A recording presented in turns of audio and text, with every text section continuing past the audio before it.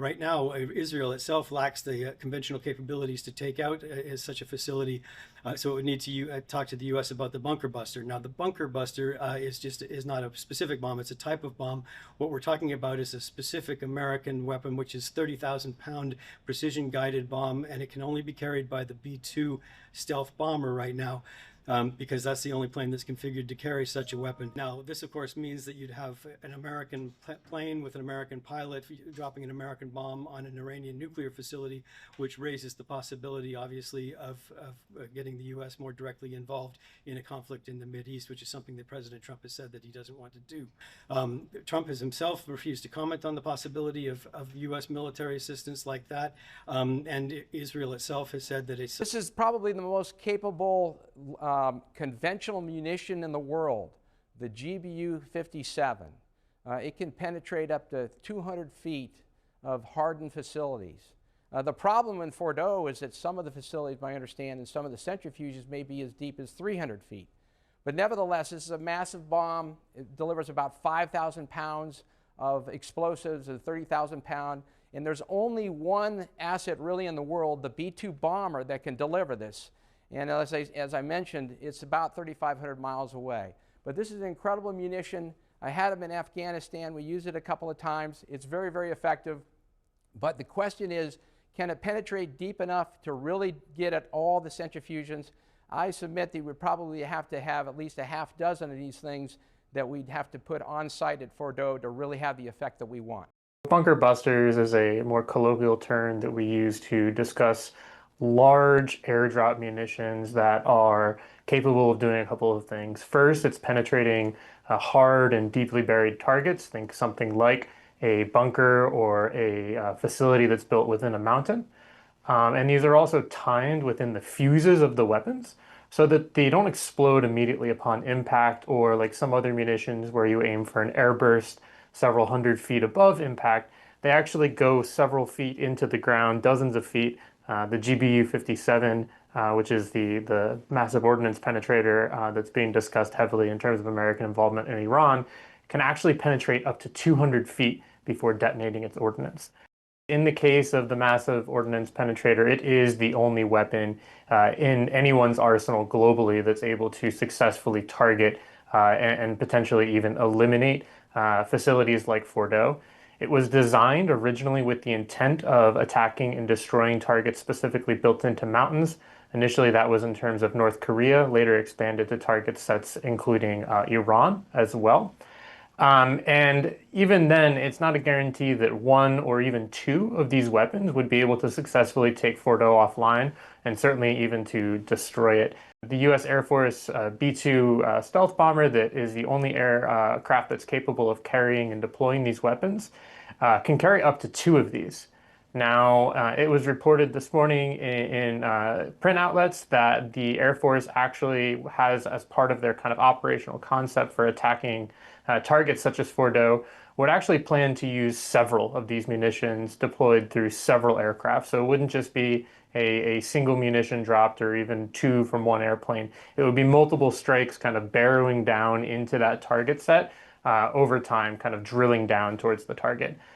In terms of the massive flow of forces that you see right now headed into the Middle East, a lot of that is indicative of many options being on the table. The type of refueling, logistics, and strike assets that we see moving towards areas where we would expect to see them moving if there were to be a significant move taken by the United States military in the region are necessary to be in place ahead of any type of combat operation. So those are things that include refueling, include logistics, and kind of armament support, but also things like combat search and rescue. You know, all of this needs to be in place before a single American aviator is placed in harm's way.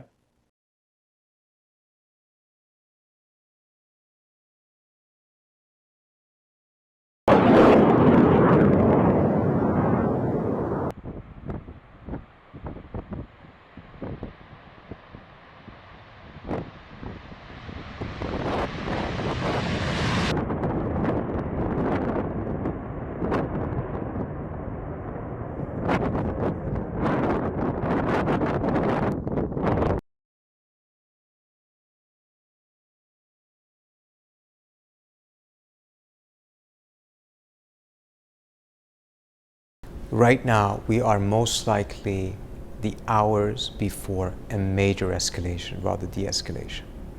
What Trump has been signaling, tweeting today does not seem to suggest that he has any plans to actually give diplomacy a real chance. He's calling for surrender. I think he is likely miscalculating, thinking that the Iranians believe that surrender actually is an option, that Trump would honor the terms of a surrender. And that's assuming that they even think that surrender is in the cards, in the sense that their assessment of their strength and weakness is likely very different from the perception that exists in Israel and in the United States. If they don't trust that surrender actually is an option, because they believe that once they were to agree to it, the Israelis would not be content with just destroying the nuclear program. They would go after the missile program, and then it would snowball to a whole set of other things. And as a result, I don't think that they think is an actual option. So if Trump goes and insists on surrender, if talks even take place, I think it will ensure war. I think rather than this being an actual strategic calculation, this is something that Trump has more or less stumbled into as a result of adopting the Israeli negotiating position halfway through the negotiations. In the beginning of the negotiations, the position of Trump was a very reasonable and realistic one. Limit the Iranian nuclear program to maximum 3.67%, only civilian use.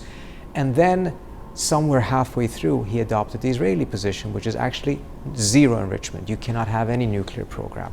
This is something the US has tried before. It leads us nowhere, it creates impasses.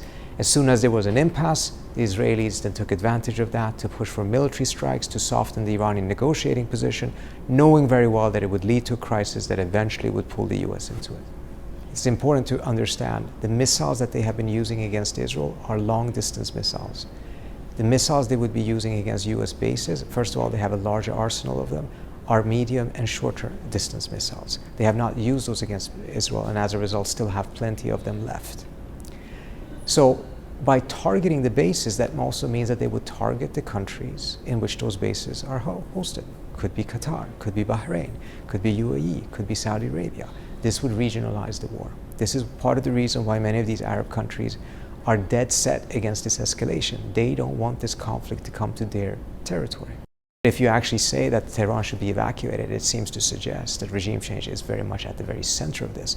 And if it's not regime change, it may actually more accurately be to say that it is regime collapse, meaning regime change, you're changing the regime from one thing to another. Regime collapse means that you just take out the state apparatus, create chaos, and let the chaos fester, rather than taking responsibility for setting up a new government. 偷偷告诉大家，我最近发现了新法宝 Royal Face 逆时奇迹系列，它有活肤露、全效精华，还有精华霜。尤其我皮肤比较偏干，所以我非常的注重保湿。保湿做得好，肌肤自然烹润。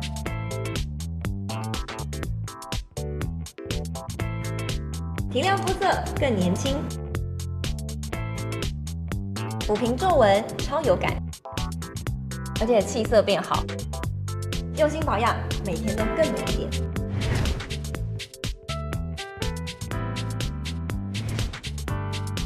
美吧。